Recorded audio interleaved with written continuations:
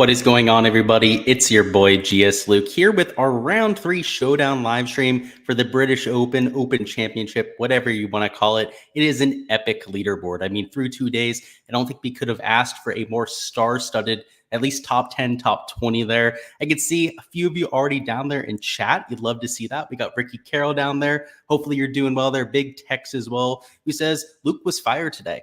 Have to agree with that. Showdown was great. Prize picks, we hit at a 75% clip, which, when I'm entering 20 to 25 cards, is going to be a huge ROI. So overall, really excited about it. I also have 36 of 6 lineups. So 20% out of my 150 max. So sitting pretty heading into the weekend. And quite a few guys in the Discord chat seem to be in a very similar situation. So overall, it seems like the Gsluke community is in a good spot heading into the weekend, which you love to see. Jeff Oswald seems to have been really close on a Showdown takedown, which, yeah, we'll talk about Showdown today as well, which went great for us. So obviously, Rory let you down a little bit there, but hey, I'm sure you still took home a little bit of extra change there with a top 10 finish, but solid Jeff, right? Not what you wanted, but solid. And he asked whether it's safe to fade DJ, Hovland, and Hatton. I'm fading all three, so don't want to spoil the beans completely there, but yeah, I do think it's safe to. We'll talk about all the strategy here in round 3. Big Tech says I was in 12th in Showdown, and then you faded down to 120th. Yeah, that tends to happen, especially if you stack the AM. Cream has risen to the top. Could not agree anymore. That's exactly what we've seen so far. So let me go ahead and share my screen. Let's go ahead and hop into the weather. Then we'll hop back into the chat when we talk about the player pool. But for tomorrow, going to see your usual showdown slate, I should say. So in the morning, right, lower winds. You have 1 to 6, maybe even 9 miles an hour by 11 to 12 a.m. And because the guys will start to tee off right around 6:30 local time over there, I mean, tee times, I believe, just came out. So you can go ahead and double check that yourself. I'll be doing so as soon as we get off stream. But I would imagine they're going off relatively early because they have 80-something players that made the cut. So with that, the fact that they're sending everybody off of the first hole, they're going to need most of the day. I mean, with 6-hour rounds, you'd expect that sort of thing. So they're going to be going off early. You will have certain players, particularly those at even par, 1 under, perhaps even 2 under. They're going to get the solid end of the draw. But a majority of the guys that are even remotely in contention, I'd say like maybe -4 is the cutoff lane, are going to be playing majority in this wind, where you can see it's 9 to 14 miles an hour in terms of sustained winds, and then in that 14 to 18 miles an hour range in terms of wind gusts, which that's what we saw there on Thursday, and that's what led to this wave split. So we'll talk about what happened today. But first off, on Thursday, right, it was a 1.5 stroke difference. Clearly, the guys that were teeing off early had an advantage, right? They were able to get to those ceiling performances. And then in round 2, where the wind was kind of stagnant all day, you saw it play extremely flat. So though the difference on Thursday wasn't massive, we weren't talking about like a 15 to 20 mile an hour difference between the waves, you still saw a significant difference between the scores. Today, it played flat the entire day. I mean, the winds literally didn't go up. I mean, it was in that 6 to 10 mile an hour range for the entire day. You can see literally 1/100th of a stroke difference between the two waves there. I mean, look at that. AM wave played slightly easier, right? All jokes aside, I mean, it was as flat as a slate as you're going to find. Here for Saturday's slate, I do not expect that to be the case, right? With the fact that it's going up from literally no wind, so like playing in a dome, there to, it's not crazy wind in that 10 to 15 mile an hour range, but that's significant. That's going to cause these players a little bit of headache, particularly as the greens tend to firm out. And of course, you're going to get your usual AM PM split, which if you're new to golf DFS, particularly in Showdown, you're always going to see an advantage for the guys playing in the morning. You will have more receptive greens as there's more moisture in the air. The greens are a little bit more humid. They tend to recept balls. You're able to spin the ball a little bit easier on greens like that. And they're also more pristine. You don't have spike marks on them, no pitch marks from play throughout the day. Just issues that come with people walking on them on the surfaces and whatnot. So I always like to take guys in the morning. Another key factor to Saturday Showdown specifically is you have separation of the leaderboard. You have guys like Cam Smith that are way ahead, right? Rory McIlroy, Victor Hovland's at the top of the leaderboard that are going to garner a ton of attention. But this isn't round 4 Showdown. So I guess the perfect segue into our player pool here is going to be to talk about the scoring and how people really focus on guys here for the last round, because there's going to be a huge concentration of ownership on the guys at the top of the leaderboard, which makes sense, right? They're the guys that are in the attention, right? We're the headline of the broadcast this afternoon, and are going to be the headline of the broadcast throughout the entire weekend. But you're going to see 5, maybe even 10 times ownership on some of the plays and circumstances, especially like the guys that are chalk here in the 6 and 7K range that are going to be like 15 to 20% owned. You're looking at like 1 to 2% ownership on a lot of the guys behind them. I mean, just to give you an idea, right? Terrell Hatton here at -8, Cam Young here at $7,900. They're like 5 times as owned, maybe even more than that, than some of their peers. So if you thought chalk for like 4-round contest for an entire event was bad, if you thought you were going to see like 25, 30% ownership on guys, you're going to see 40, 50% ownership on guys from time to time for round 3 showdown. And round 4 showdown gets even worse. The thing is, for round 4 showdown, sometimes chalk makes sense, right? For round 4 showdown, you get placement points. And based on where a player is on a leaderboard, you're going to be starting with more points than the rest of the field. That matters. And that's why for a round 4 showdown, I am much more likely to eat chalk, like Xander Schauffele last weekend, right? Obviously won the golf tournament. You pretty much needed him to cash for Sunday showdown.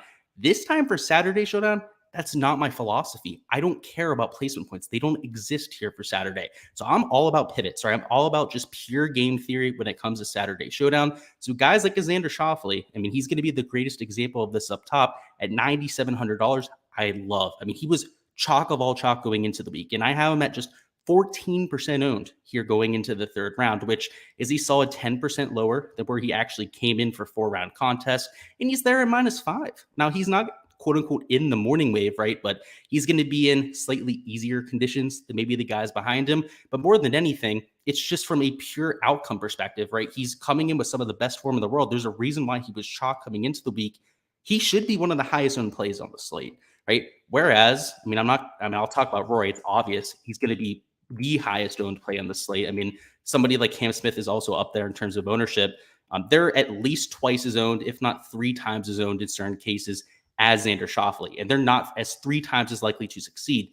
Now, if you're going to give them a 5-stroke cushion, if they're going to get 12 points for finishing in first on Sunday showdown, then it's a completely different level of analysis. And it might still be the same analysis. It might still be the play to get to Xander Schauffele, but especially for round 3 showdown, those are the pivots I'm making. So throughout the top of the leaderboard, and honestly, throughout my entire player pool, those are the type of pivots that I'm looking to make. And one thing I'll say is that up top, I'm a little bit more willing to take guys at the top of the leaderboard. So it's not all guys that are chasing that are going to be in my Saturday showdown poll. There are a few guys towards the top of the leaderboard that I am taking stabs on, but it is certainly catered and I should say weighted towards the guys that are playing in the morning. Next guy we'll talk about is Jordan Spieth here at $9,200. He's at -4, so teeing off towards like the mid-morning, maybe towards midday. So another guy who's not really getting the wave advantage, at least like you'd hope for, like somebody even par, 1 under par. But he's super low owned. I have him at 11.9%. And again, it's just because all of the ownership I have concentrated on the guys at the top of the leaderboard. So Cam Smith, right, priced $100 above him. I'd venture that at least 2/3 of the field would rather get to Cam Smith than somebody like Jordan Spieth. And that's why he's at least twice as much owned. And then you factor in the fact that he's -13. He's the leader. By the way, guys, he broke the record today for shots gained putting in a round. And what do we know about shots gained putting? It's volatile. From round to round, guys, people are going to flop like a fish in that category, right? So if there's going to be somebody I'm taking that's a quote unquote sneaky play at the bottom of the 9K range, it's going to be a Jordan Spieth for me, who usually comes in higher owned than we expect just because he's Jordan Spieth, right? He gets that name recognition. But even if he's like 14, 15% owned, that's significantly less than somebody like a Cam Smith. A few other guys I like in this range we won't talk about, but they fit that same type of bill where they're not super high owned. Maybe they have a little bit of ownership behind them, and they're farther back on the leaderboard, and they have just about the same, maybe a little bit less chance of hitting the optimal lineup as per se somebody like a Cameron Smith. I think he's a good person to compare ourselves here. Yet he's like half his owned, right? So that's why I'm trying to make those pivots. We'll catch up on chat, see what's going on. Let's see what we've got. Keshme says he was right on Kennedy. Yeah, first off, shout out to Keshme if you can. He definitely shouted out Brad Kennedy, who's been, he actually said it during the live stream on Wednesday, I believe. So it wasn't just yesterday. He was definitely right about him. Adolfo says any specific rules to put in an optimizer, like max exposure, range of outcomes, etc. So you're talking about like a standard optimizer like you'd see on a lot of the big tout sites. I use my own optimizer, so I have a lot more specific and a lot more nuanced roles that I'm using in my player pool. But if you're talking about just like the general ones, like you mentioned there, like max exposure, right? I change that from lineup to lineup, something that's dynamic for me, depending on actually who's in my lineup. But if I was going to do it on a general basis, I mean, like 75, 80%, right? Now, if you're in Showdown, maybe 100, but for 4 round lineups, like 80, 90% at the very most, probably closer to 80%. It's not something that you want like a steadfast rule for. Like you want to change it slate to slate because there's going to be slates where you're taking more chalk, where if you set it at 75%, you're not going to be able to build lineups. Like it's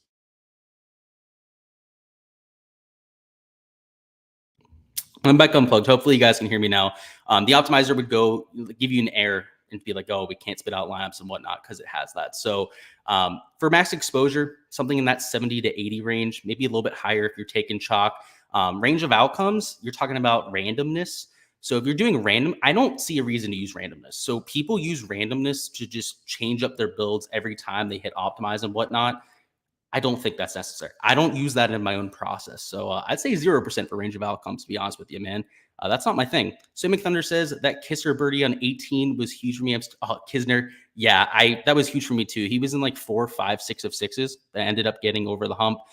In Tony Finau, he was like 8, 6 of sixes for me that ended up getting through. So both of those putts on 18 were huge for me. Catch Me McCann says, do you know 6 of 6 percentage? Yeah, it was like 7.5% globally. So it depends on what contest you're in. A lot of the higher dollar stuff had closer to like 9, 10% 6 of 6, whereas like the Millie Maker had closer to like 6.8%, I believe. Something in that range. It might have changed with some of the guys that were coming down the stretch there, but it wasn't very high. Higher than 0.5% over 6 lineups, right? It's like what is it, 4.2% is what you'd get theoretically with a 50-50 cut rate. So people were pretty smart this week, but they weren't all that smart. They only got it up there to 7%. Swim McThunder says, went way too heavy on the AM today. I went really heavy on the AM. It paid off though. Like my lineups that were at the top held throughout the day. I mean, I was worried about it. Towards the end, obviously Hovland was somebody you really wanted to have in lineups today. But the guys I mixed in from the PM paid off pretty well. I hit on quite a few of them, but yeah, today was really flat. It was a lot flatter than people expected. But yeah, tomorrow it's not going to be that slate though. So I'm excited for that. We're going to get our usual little split there. Jeff says, can you rank these round 3 showdown value plays? Let's see. We got Siwoo, Minwoo, and then Victor Perez. And then you got Juyum King. So, okay. So I thought you said there were going to be 3 of them, but I just said it was 4 round 3. So rank them. Let's see. So I hate ranking players, but I have to put Minwoo at the bottom of that list. Probably Siwoo just above him. To be at the top one, I'd probably say Juyum. Right? Juyum shot 1 under par. It was a boring round, but he kept himself in position, didn't do anything too outlandish in terms of mistakes. So Juyum 1, 2 Perez, and then Siwoo over Minwoo for me. Ray Flores says, thoughts on Hideki? He's teeing off at 10:30. I like Hideki. He's one of those guys who'll be going off early. He's like 1 under par, something like that. I like that. So he'll be in those slightly lower wind conditions for at least a few hours out there. So I'm certainly going to guys like that. And Jeff Oswald said, are you a fan of Pittsburgh Dag on YouTube? Yes, I am. Yeah, I've seen him before. I don't follow all of his stuff, but yeah, I've seen it, dude. He's a funny guy. That's for sure. All right, so we talked about Jordan. We talked about Xander. I guess just a few closing thoughts on the guys up top. Like I said, there's going to be chalk up there. And just from a long-term perspective, you want to fade that chalk when you can, particularly when it's only 1 round sample size. It's volatile. It's golf, right? And if you're going to tell me I can take, instead of 2 players, right? Let's say instead of taking Rory and Xander up top, I can take let's say I could take Scotty, Rom, JT, Jordan, Cantlay, Fitzpatrick. Let's say I could take like all of these guys rather than just taking those 2 players. I'm going to do that, right? And you can't play all of them, right? So you can take most of them out of that list if you do fade those 2 players. But why wouldn't you do that, right? You're going to end up having like 4 or 5 players at your disposal rather than 1 to 2 who, might be solid plays in a Rory McIlroy and Cameron Smith. But do you really think that they're absolutely can't miss smashes, particularly when they're going to be in the worst conditions of the day with greens that are a little bit baked out? Also, a little bit more incentive to play conservatively because they're in the lead? No, right? You want those ceiling performances. You want the guys that are probably chasing. So that's what I would say about the top of the leaderboard.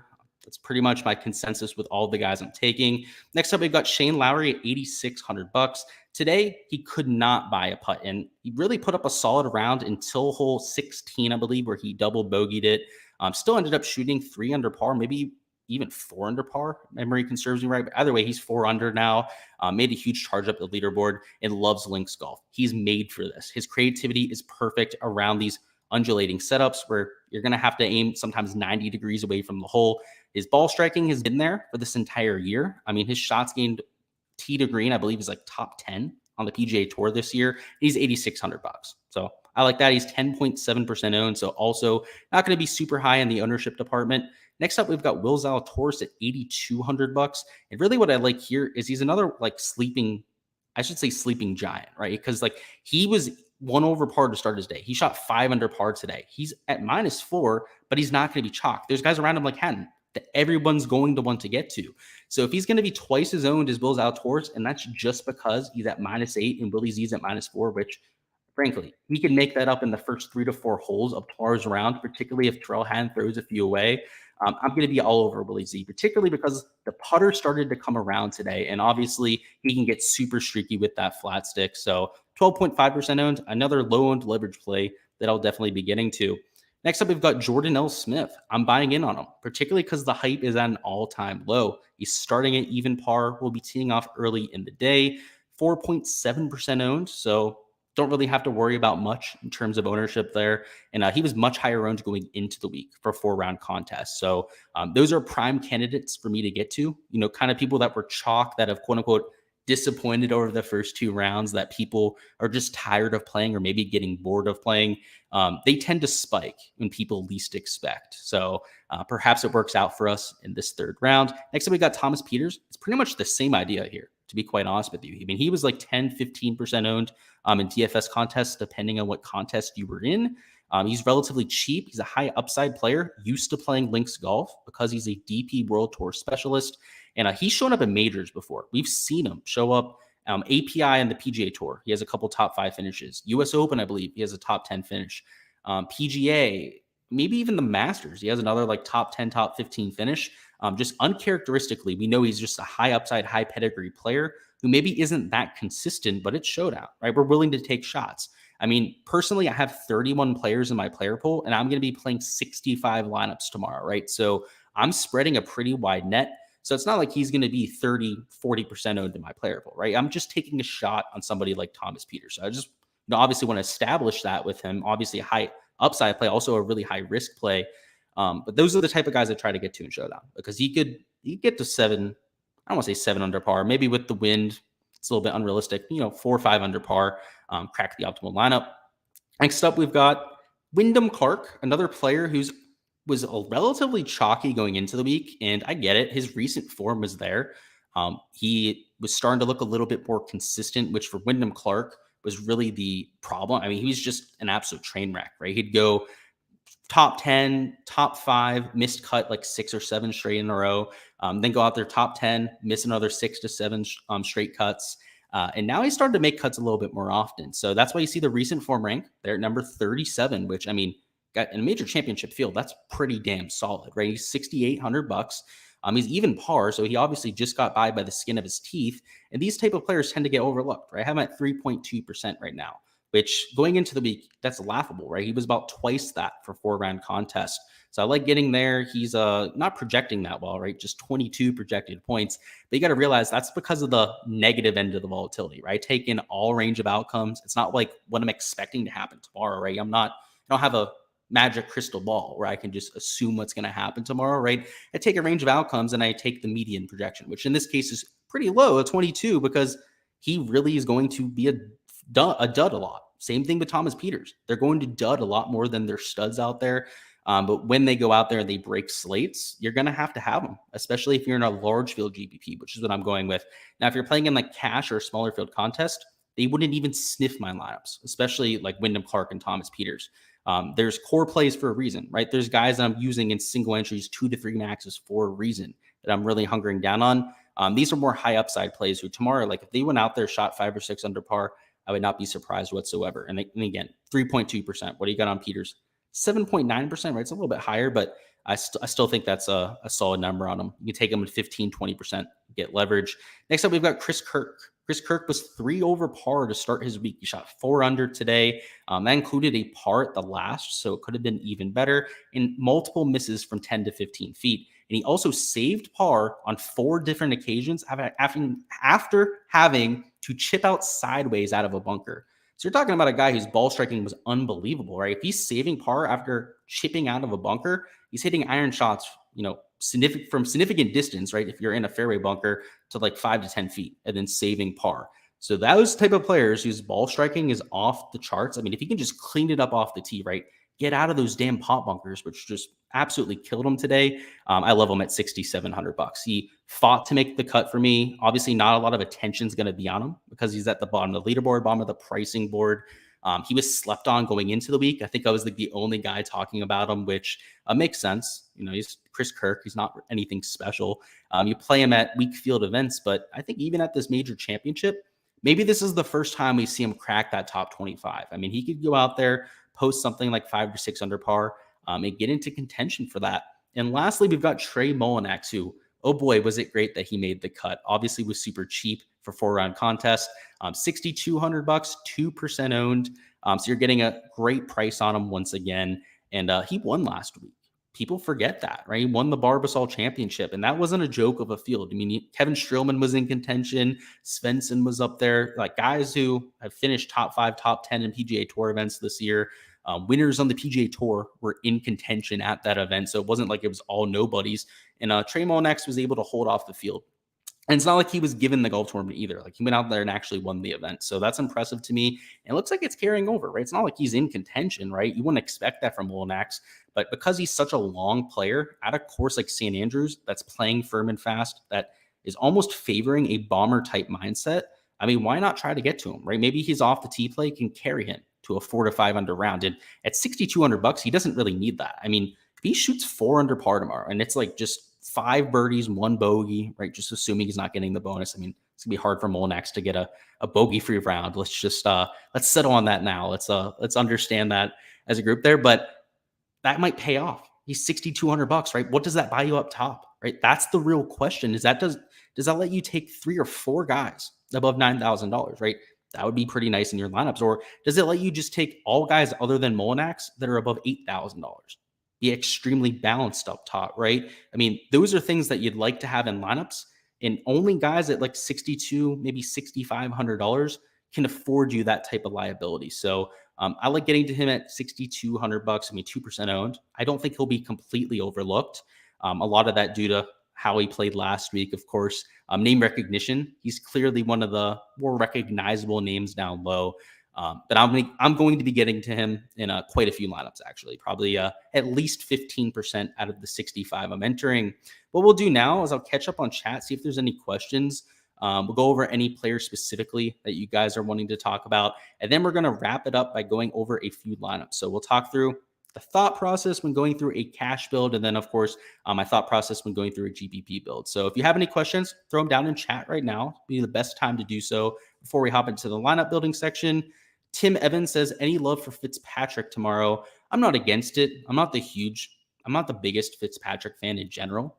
So if I don't see a reason to run to the wall to play him, I'm not going to. My reason is because he's towards the top of the leaderboard, right? Now, like -6, he's not going to be teeing off towards like 3 p.m. or something like that, but it's just not ideal. Guys I like a little bit more personally, but I don't hate the play. I understand it. Ricky says, when will you be putting out Prize Picks plays? It'll be later on tonight. I usually do that after I do my Showdown stuff. Jeff says, what do you know about David Carey other than he's Irish? Nothing, to be quite honest with you. I'll be the first person to admit when I don't know anything about a player. And when there's somebody who doesn't play on the PGA Tour, that's going to likely be the case. So I don't know anything about him. It's not like he's being talked about in golf circles either. He's kind of came out of nowhere. What is he, like -5 or something like that? He had on the Bryson hat, but a little 4-leaf clover on the back. Yeah, we'll have to see. He probably implodes tomorrow. As much as I hate to say it, right? He probably does implode tomorrow. Sway McThunder says, how do you feel about Bez? Great on approach today, but putter hurt him. Well, if the putter's hurting Bez, you probably want to get to him because that's usually his strong suit, right? And the ball striking can fleet from time to time for somebody like Seabez. So if that's the case, Sway, then I would be getting to him. I didn't see that, though, so I'd have to see that. Ray Flores says, Neiman. Hmm. What is his price tag? Yeah, I like him there because he's starting early, right? He's -1. The ball striking day one was great. He shot 3 under par, and it wasn't like he was in the hard wave, but he got out there, looked pretty solid. He missed a bunch of putts. He had a double bogey towards the start of his round today, which he was on a green in two, right? Putting for birdie, and he ended up putting himself off of the green. It was, at least to my understanding, that was unavoidable. He was in a situation where he had no chance to even keep the ball on the green. Um, I can't even explain it. You have to watch the replay to understand what I'm talking about. But he had little to no chance to even keep the ball on the green from where he was. He was just screwed. So he literally got dealt a double bogey by default by that. So he really should be like -3, a little bit further up towards the top of the leaderboard. And I think he'd be a lot higher owned if he was just -3 rather than -1. Like I literally think that makes a significant difference in terms of his ownership. So I like Joaquin Neiman. What else do we have a question on?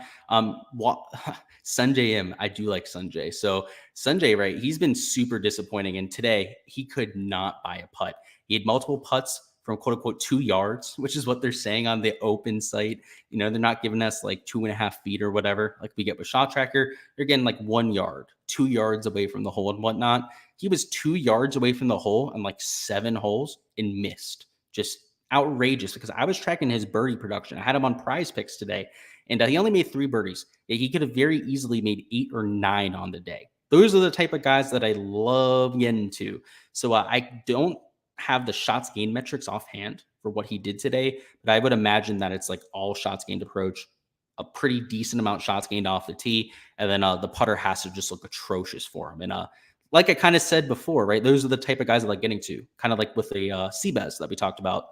Ray Flores says, our boy Mansell, first one teeing off alone. I hate guys teeing off alone.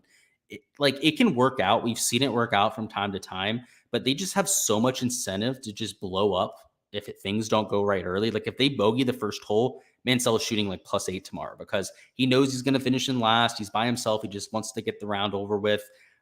It worries me. Like if you're feeling frisky, like you're feeling like, hey, maybe he goes out there tomorrow and just kills it, right? They go ahead and play. I can't do it. I've been burned by it a lot. Let's say that. Big Tech says, I saw a picture of you and Fitz. How are you not a fan? Yeah, forget somebody down the Discord photoshopped me onto a picture of Fitz. Yeah, I do not like Fitz.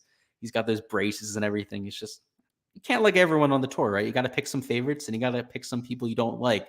Some of them, like Fitz, just are because they've lost me money in DFS. And then there's guys like Patrick Reed, who I have legit beef with, right? So, and John Rahm, who I have legit beef with.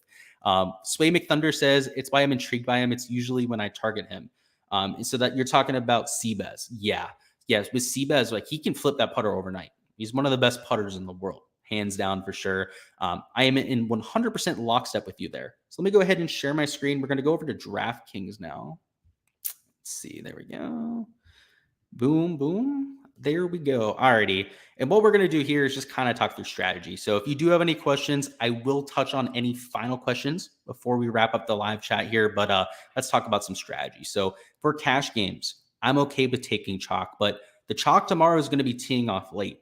Do I really need to prioritize that? No, right? It's a lot more just about value. So I'm trying to take the guys that are the quote unquote most mispriced, the guys that I think are just solid values at their price tag. And to me, a lot of them are in the 8K range. Now, I don't want to give away all my picks for tomorrow, to be quite frank with you. So we're not going to go ahead and click all of them in here, but you can probably figure it out, right? Will Zalatoris, right? Probably a pretty solid pick at $8,200. Going up to the 9K range, we talked about Jordan Spieth. Pretty decent player for cash, honestly, especially because going off not early in the day, but towards the middle of the day, at least not the guys that are out front. And right, they're $8,200 and $9,200. They're not $10,700. Even Cam Smith at $9,300, I wouldn't hate for cash contest just because of how many birdies he makes. But outside of that, I wouldn't want to get to Rory or pretty much any of the guys like John Rahm and above. They're just a little bit too expensive for cash contests. When you start to do that, you start to have to creep a little bit more down to the bottom of the 7K range, perhaps even the 6K range. Which I try to avoid at all costs when it comes to cash. In terms of some of our 7K options, now this is where I don't mind taking chalk, right? Because the cheap guys that are playing well are the most likely to continue to play well. But if they've already had ceiling performances, I'm not really counting on that, right here for the next round because it's really hard to back up a ceiling performance. But the guys down low that haven't played well, maybe they'll spike it, right? But they're more than likely to go out there and flop, right? We get that because they have a little bit less motivation. I'm willing to take Sanjay M just because he's a grinder. I kind of know he's not going to give up on his round. So even though he's a little bit further behind, I'm willing to take a stab on him. In terms of like a quote unquote chalk guy we could take, let's see. I mean, I guess most of the chalk is just at the top of the board, which makes sense. But here in the 7K range, right, like an HV3 is playing decent golf. His ball striking was solid today. He missed a few makeable putts. We could take Jooyoung Kim. Oh, yeah, I think he's probably the move. But he shot 1 under par today, and we're quote unquote disappointed by it. He's towards the middle, top of the leaderboard. We like to see that. And we have $8,200 remaining. You can use your imagination with that one. I almost caught myself doing it again. But you guys get the idea. Just try to be balanced when you're making a cash lineup. And at least for this slate specifically, I don't think it's all about ownership. Like, I don't think you have to play Cam Smith, Cam Young, and Rory in the same lineup because look at it. You're left with $7,300. You're already at the bottom of the 7K range, right? If you go, oh, okay, maybe I'm just going to take, I don't know. Let's try and make it a little bit more affordable, right? I'm going to take Cam Young, Cam Smith, Victor Hovland, and DJ in the same lineup, right? You're still at $7,600. Well, you could probably make this work, right? These guys are getting for sure the worst conditions tomorrow, right? If we go over here to the weather again, for anybody just tuning in, it is going to be the most significant in the afternoon from like 1 to 6 p.m. But look at this from 7 to 9, right? They're going to be finishing up like 7 to 9 p.m. local time over there, maybe even a little bit later. 20 mile an hour wind gusts, 22 mile an hour wind gusts, right? Like the later the day goes on, the worse it gets. So, I don't know if you need to prioritize these guys up top in cash. Like it's just about the guys that you want to play, the guys that you project the best here for the third round, I should say, or the guys that you should get to. Now let's talk about a GPP build. So we're going to do this in 2 ways. First off, for a small field GPP. So if you're playing in like a single entry, 2 to 3 max, that sort of thing. And then we're going to do a large field. So like if you're playing in like a 150 max, a 20K, 100K to first type of contest afterwards. So for the smaller field contest, a lot less worried about ownership and a lot more worried about just taking my favorite plays. So it kind of resembles the cash lineup, what we're going to go with here for the single entry. So I probably should have just kept up the cash lineup. Like guys like Jordan Spieth make a lot of sense in that type of build. Down here in the AK range is Zalatoris you can get to. Shane Lowry, right? He makes sense at $8,600. He'd be pretty decent in this 2 to 3 max type of build. Heck, I mean, if you really wanted to take Cam Young, I mean, you could. I'm not going to. I don't think you need to, but let's put Sanjay in there. And I mean, just you're starting to get the idea for this build, right? Let's put Tony Finau in there too. If you're taking a 2 to 3 max, it's going to look a lot like a cash build. Now, you might make a few more pivots, right? Taking somebody who's a little bit more creative, like a Tony Finau, whoever it's going to be in the 8K range that you decide to play.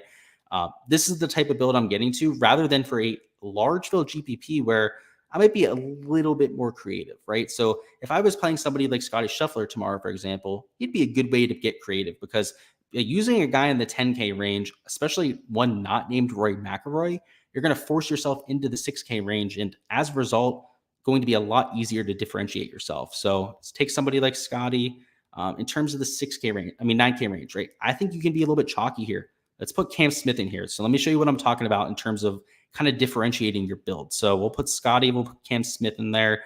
And we'll make this pretty aggressive here. And we'll make it really aggressive. So I'll show you what like a really aggressive, really chalky build would look like, right? So if you wanted to use somebody like Scotty there in the 10K range, then you could take somebody like Cam Smith and somebody like DJ.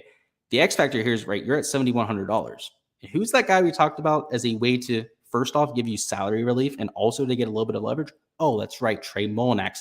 This is where these type of plays come in handy, right? Like when you want to just eat the chalk and still make a lineup that you think is going to be unique, this is the build to go with, right? And then you round it out with 2 guys in the 7K range, and you don't even need to spend all your salary, right? Maybe you leave $200, $300, $400 on the table, that sort of thing, and go in that direction. So for large field GPPs, if I'm hand building, this type of build would make a lot of sense to me. Now, if I don't want to be as aggressive, right, I don't want to take chalk, which is going to be my method, right? I'm not going to be eating guys like Cam Smith tomorrow. He's not going to be in my player pool. I'll tell you guys that much at least. Guys that I will be getting to, right? Like we talked about Jordan Spieth. We talked about a few of the guys here in the 8K range that made sense, like Zalatoris and this. It's just going to be a lot more balanced. And as a result, you can feel pretty good about all 5, 6 spots, right? You might have one guy in there that you don't feel so solid about. And because it's not Rory McIlroy, guys like Cam Smith are going to be way higher owned than they should be, you're not going to be duplicated, or at least you have a lot lower chance of being duplicated in some of these large field GPPs. So that's what I would recommend for that perspective is just, I mean, fade the chalk, right, for round 3 showdown. If you want to eat chalk, maybe wait for round 4, right? For round 4, it makes sense from time to time, right? You'll have those guys that are getting those placement points. But for round 3, from a long-term perspective, if you want to win money like over years, months, not just week to week, right? Don't play the chalk, because over a long sample size, you're going to get paid off a lot more often than not by making those pivots. That's all I've got for the strategy talk. We'll go ahead and hop into the player pool now. We got Martin. What's going on? He said, dude is a stud about Sahith. Yeah, dude, his creativity too. His interview really was eye-opening to me. He talked about creativity, wanting to shape shots. And more importantly, he mentioned that all of the bounces you get at Links Golf, there's no such thing as a bad bounce. It's just Links Golf bounces, right? If you get a good bounce, that's a good bounce. Everything else is just how it is. It's just a Link style bounce. That's what you want to see in players. And with how firm and fast the golf course is, you're going to want that even more throughout the weekend. Jack says Mansell made the cut on the number. Yeah, I saw that. Yeah, he made it on the number there. He was kind of faltering towards the end. And Kaffer says, could you maybe talk 1 to 2 minutes about a full weekend slate? I can. Why not? Let's do it. Alrighty. I don't play weekend slates very often, by the way. So you're getting analysis from me. I just don't do very often. So let me go ahead and share my screen here. So keep that in mind when we do this. It's not really my thing, but hey, it's just like anything else out there. So let's talk about the scoring system, just to get everybody on the same page here. So for weekend golf, it's essentially a 2-round showdown. So you don't have placement points, right? It's all the same type of scoring that you're going to see for a single round showdown, except a little bit toned down, right? A birdie's 3 points rather than like 5.25 points. And you get bonuses, but they're also a little bit toned down. For these type of contests, a lot of people are going to own the guys at the top of the leaderboard. And even more so because they treat it like it's a 4-round showdown when it's not. I mean, it's just, I don't know. People are stupid, right? Particularly when they're playing like these alternate slates. They don't necessarily treat it correctly. They literally, some of them just don't look at the rules, right? They're just entering lineups because it's the last contest that have big player pools that are left, whatever the case may be. And it's always to take those pivots, right? So the same type of guys I was talking about towards the top of the leaderboard that I'm taking that are relatively low owned should, in theory, be even lower owned for these contests and thus make them even better plays. So even if you're entering in small field contests, I would even more so fade the chalk. Like pretty much everybody from DJ up, maybe even Scheffler up, the guys at 8 under par up, just don't play them. And weekend showdown, and you're probably going to have a good weekend. Because first off, these guys all have a lot more incentive to go up the leaderboard. And just from a long-term ROI perspective, right, just game theory perspective, you want to be fading the guys that are going to be like 30, 40% owned. I mean, you might see like 40, 50% ownership on somebody like Cam Smith in those lineups. So that's what I would go with there. That would be my week-long type of contest. Jack Fisher, the last comment we'll touch on before we hop out of here, says last group tee off at 3:55. Jesus. So they're going to be finishing at 9, maybe 9:30 p.m. local time over there. Crazy in Scotland. But either way, guys, I really appreciated the stream. Appreciate everyone stopping by. Had some fun with it. Hopefully you guys feel a little bit more prepared here for the 3rd round. Historically, this has been our best round for Showdown. I mean, we had multiple GPP winners last week. The week before that, Bama Law Dog and LSU took down their GPPs. And a few weeks before that, we also had a few other big winners when it came to round 3 Showdown. So it's just, we have a lot of good vibes here in the community here for round 3. So hopefully we can continue that hot run. But more importantly, also going to talk, Prize Picks we're going to cover a little bit later on. And tomorrow we are doing our round 4 stream. So you'll look forward to that. It should be a little bit earlier. It should be right around like 4:30, maybe 5 p.m. Eastern time rather than 6 p.m. It was just ridiculous. Today, with how many golfers they had on the golf course, I mean, they finished at like 5 p.m., 5:30 p.m. They didn't have tee times out until like 6. Just it's a shit show for them there on Saturday, especially with all these golfers, how long the rounds are taking. But hopefully it can be a little bit more straightforward here for the weekend. So come on, PGA Tour, get your shit together. But it'll be a fun one, guys. Again, I mean, we have a lot of people in contention for these large field GPPs too. Hopefully one of us ends up taking it down.